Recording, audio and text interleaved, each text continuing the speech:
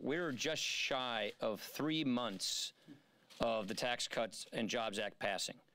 So I think the candidate that's going to win this race is the candidate that ran as a pro-life, pro-gun, anti-Nancy Pelosi conservative. That's the candidate that's going to win this race.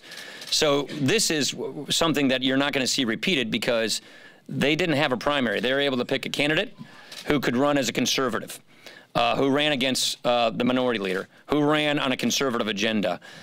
You will have primaries in all these other races, and the primaries bring them to the left. So I just don't think that this is something they're going to be able to see a repeat of.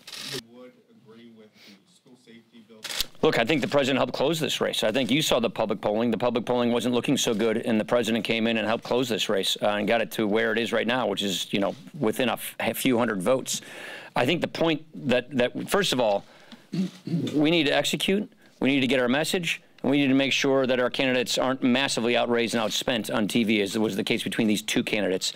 But second point I'd say is both of these people, both of these candidates, the Republican and the Democrat, ran as conservatives. Ran as pro-gun, pro-life, anti-Nancy Pelosi conservatives. And I think that's the takeaway we see here. I don't know that there's a big surprise. This provides a multi-layer approach to identify the threats so we can stop the violence before it happens.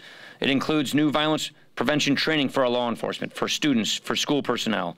It implements additional technology to improve school security and so much more. Tragic violence has no place in our schools. Every American believes that. This legislation will actually take concrete action to prevent that. And I'm very excited that we're bringing this bill to the floor today. This happened in those intervening 3 months, but it was only 3 months ago that this occurred. We passed in the House legislation plugging the loopholes in the background check system. Look, we believe that the best focus can be on stopping people who should not get guns from getting any kind of gun, period. We sent legislation to the Senate in December. Hopefully the Senate can act on that legislation. In the meantime, we believe that we can make great progress on the Stop School Violence Act, which we're passing today. I'll leave it at that. Does he support the online sales tax?